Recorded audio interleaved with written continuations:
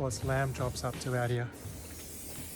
I normally prefer orange paint, you know, matches in with the sideburns, but today we're doing some silver as a base coat. Yeah, we're doing That's a an base interesting coat. colour. I don't know if I want it silver. I thought I wanted a different colour. I'll come back in maybe like... Alright. There you go. How do you like that colour? Pretty cool. I like it a lot. Much better than the silver, mate.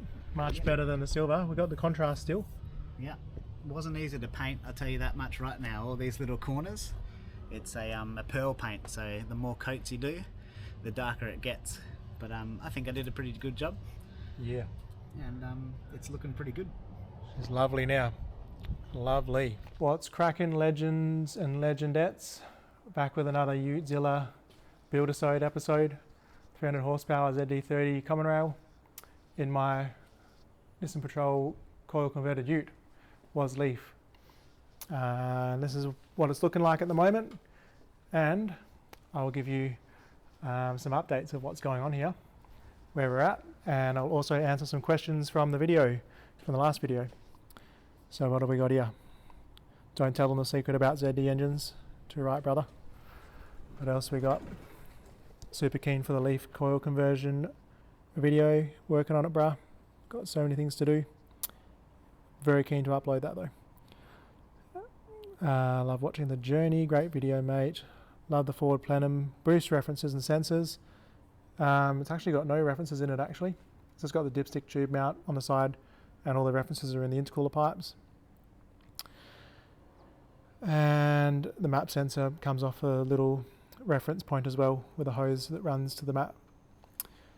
With the breather mod on the rocker, would you require a retune? No, you don't need a retune or anything. You can do it to standard cars. It's literally just making the engine breathe better. That affects the performance in no way other than making it breathe better and not burn oil. Are you able to swap head studs one by one? Yes, you are. He's asked a few more questions there. Let's have a look. Yeah, we do them all the time. He asked what the torque was. Torque 125 foot-pounds. Our studs come with all the detailed instructions, and here is the detailed instructions. And it's got, a few other steps before you do your 125 foot-pound, and a few other things you need to know, but that's what we got. This guy reckons put a BMW M57 turbo in my car with a GTB 2260 turbo on there. Never worried about it again. But it's like 40k later, and you still got the same power. I mean, you could have a better gearbox, like Sivan for example, but he's been plagued with dramas trying to get that to work, and it's a crap load of work. If you were to pay to have that work done to your car, you'd be well in excess of 60 grand to have what Sivan's got, and just to have a basic setup, you'll still be looking at like 40 plus, and you're going to get the same power. So yeah, I don't know, I don't see the point. I'd rather make this one go fast and put the head studs in for security and have a good time.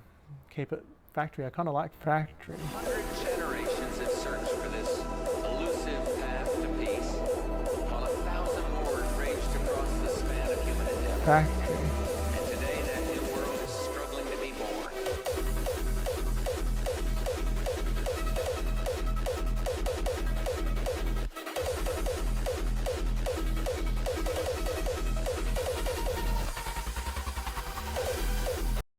And what else we got? We got, hey mate, what front mount intercooler kit you recommend?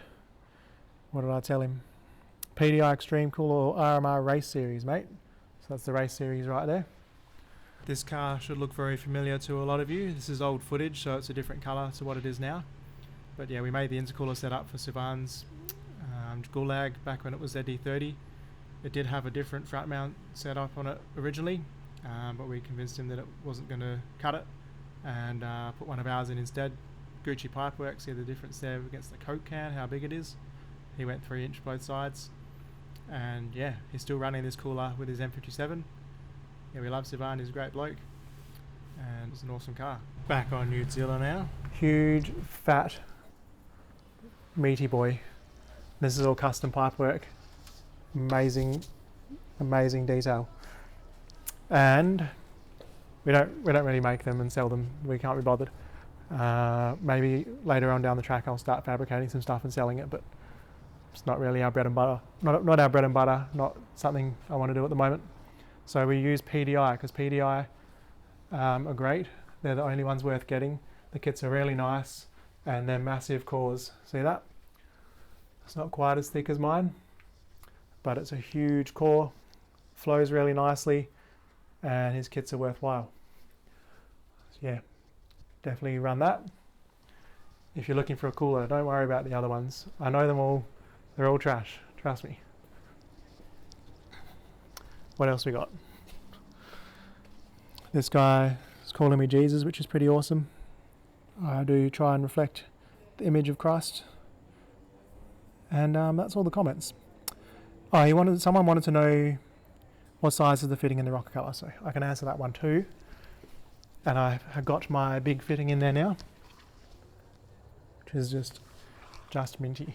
And here we have a big old 1/2 inch BSP tap. Right there.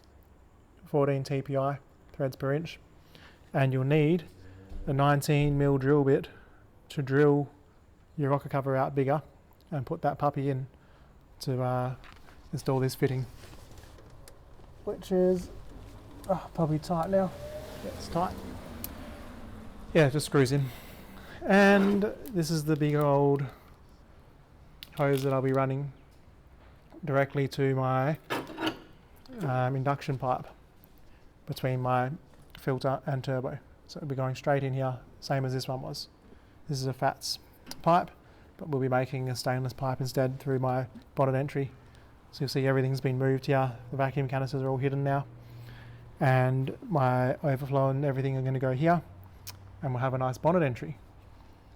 And we'll get rid of this FATS thing and run just a stainless pipe, as I was saying. If we were keeping it guard entry with a FATS snorkel, we would run that FATS power pipe, but we're not. Also got this huge inlet on the turbo mouth as well, which is a waste of time unless you're making over 220 horsepower, just for your information. And yeah, that's it. So that's the intercooler. Intercooler pipe's all done now. We just got to roll beads on this one, so trim it up to the right size and then roll beads. That's all done. It's looking a little bit nicer in here, isn't it? So did the rocker cover and plenum in candy.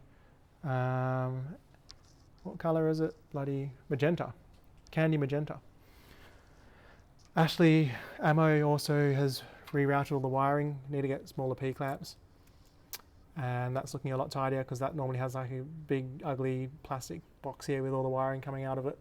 So now some of it's running around the back and that'll all be hidden and taped up nicely. And this that runs to the alternator will run straight across still. And yes, it's going to be very presentable. It's going to be the ultimate GU Patrol ute. And it's going to cane. It's going to be so sick. So we'll get it all running and have it running with the standard clutch. Not standard clutch, heavy duty clutch. And the manual, standard manual box. And then I'll pop my RE4 in there, the built RE4, and a big old torque converter that we're getting custom made. So, making good progress. So yeah, rundown. We've got the ZD30 custom turbo here. Beautiful. We have plus 100 injectors all in there and flow tested. Big old plenum with a 3-inch pipe going to it through the 3-inch intercooler with a 2.5 on this side. So we went with 2.5 on the hot side so that the hot air from the turbo can get quickly to the intercooler because the velocity is increased running a smaller diameter pipe. We've also clocked the turbo. They normally point straight up the hot side and then you have a big loop over and down. So we've gotten rid of that and just clocked the turbo to suit. So it's much tidier and presentable. It's not as cool looking like people like the big stainless pipe coming up because I reckon it looks cool, but this looks cooler in my opinion. And it's also going to hold boost better. not being a big old long waste of time, whole lot of mass trying to push through the whole system. And yeah, we went 3-inch on this side, so it's pretty much got a gigantic plenum now with that included in that. And yeah, it'll give the intercooler plenty of time to cool the air. It'll be coming in nice and quick and then coming out a bit slower, so that's going to be super efficient and very nice to drive. We've also got the map sensor mounted down here. Kind of want to pull this motor out and paint the bay, but that'll be a project for another time. And the exhaust for now is just a 3-inch Manta. We'll get it licensed over the pits like this because it's engineered for the coil conversion, but it has not been over the pits. So we've got the Superior sway bar in there and full coil suspension setup, which is mint. And a big H260 diff too. So yeah, huge progress here. Kicking some goals. It's not a metallic, it's a pearl.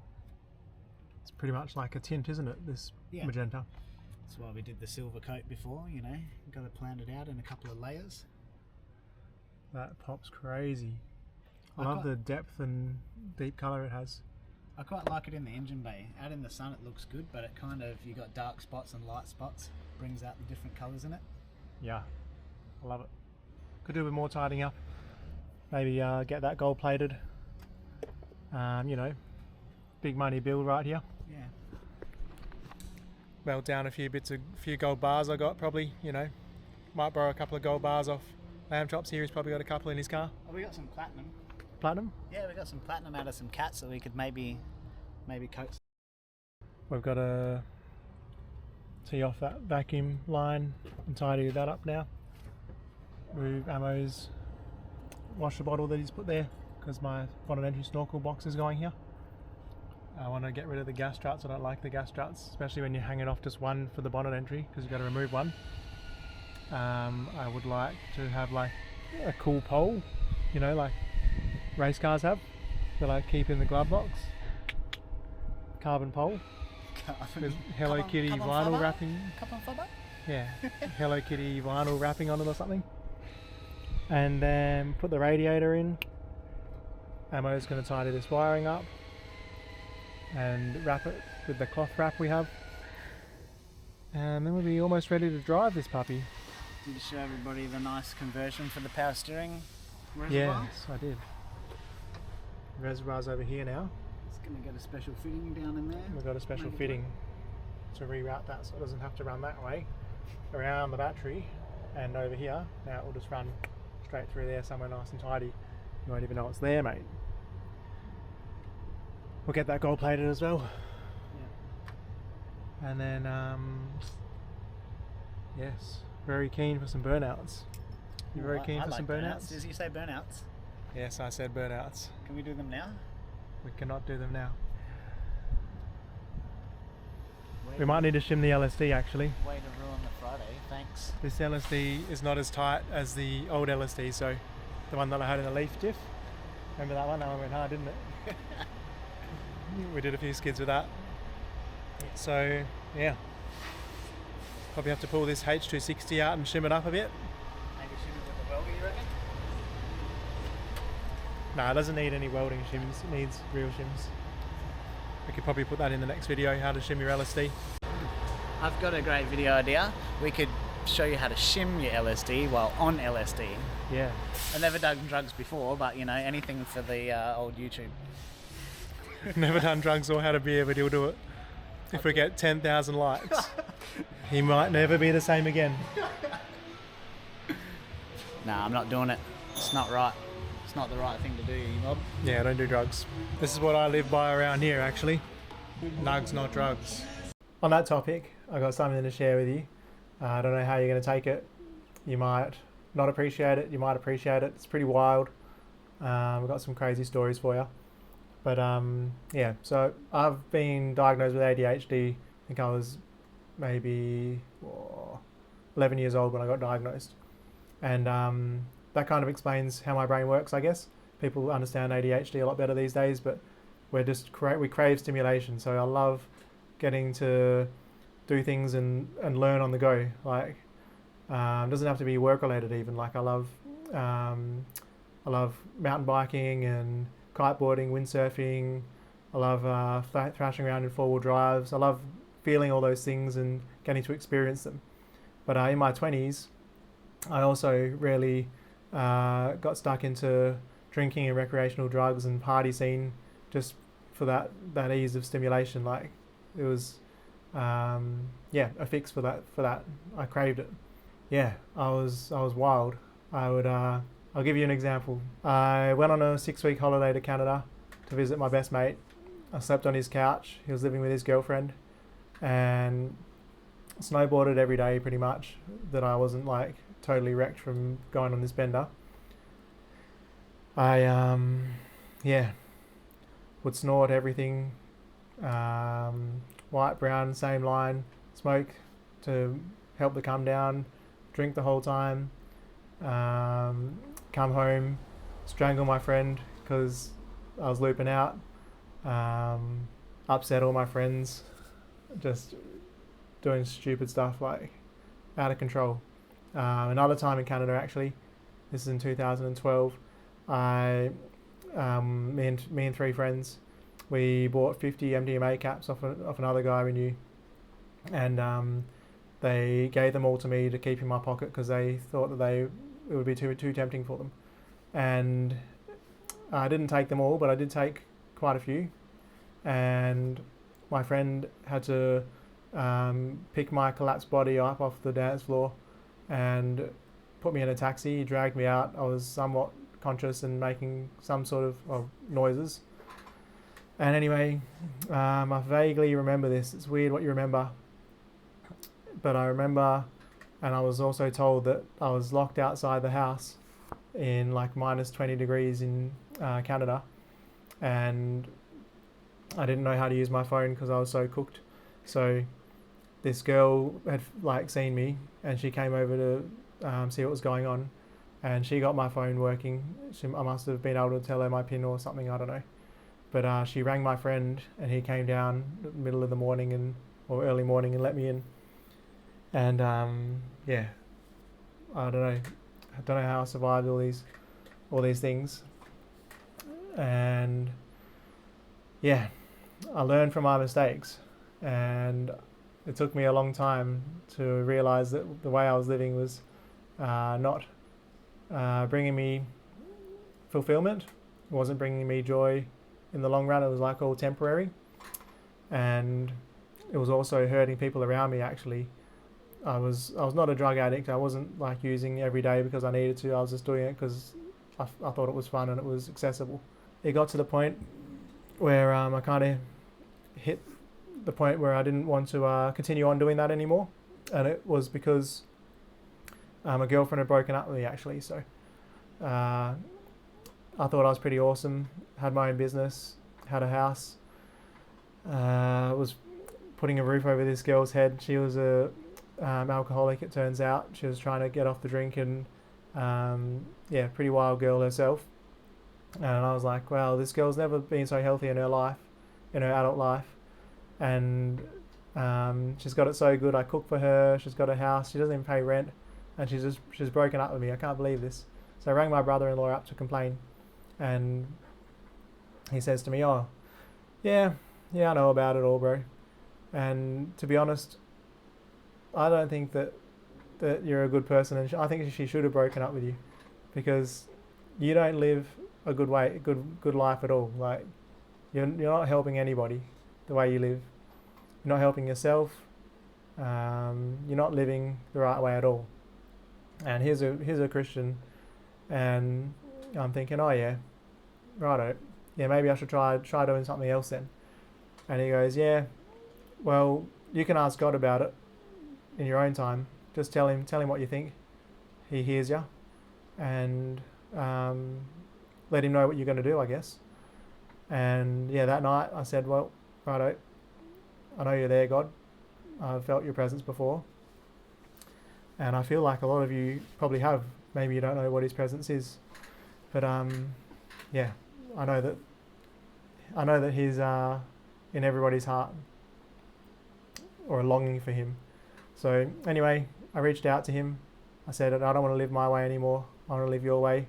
And yeah, if you want to use me to, yeah, to build your kingdom. The next day I woke up, I didn't feel like doing anything that I used to do. I threw out all the bongs, I threw out the jungle juice in the fridge. I, yeah, just didn't want to do that anymore. I wanted to change who I was, and I felt completely different. I didn't feel like I wanted to do those things anymore, which was the biggest thing. And yeah, it's been a wild ride ever since. I ended up marrying that girl. She cheated on me in 3rd year of marriage. She'd been cheating emotionally on me, but physically she started cheating on me third year in. And yeah, very painful, heartbreaking time. But yeah, 100% God was there for me. He didn't want those things to happen to me, and I know that He loves me, and I felt loved by Him in those hard times. So yeah, I can vouch for a relationship with Him.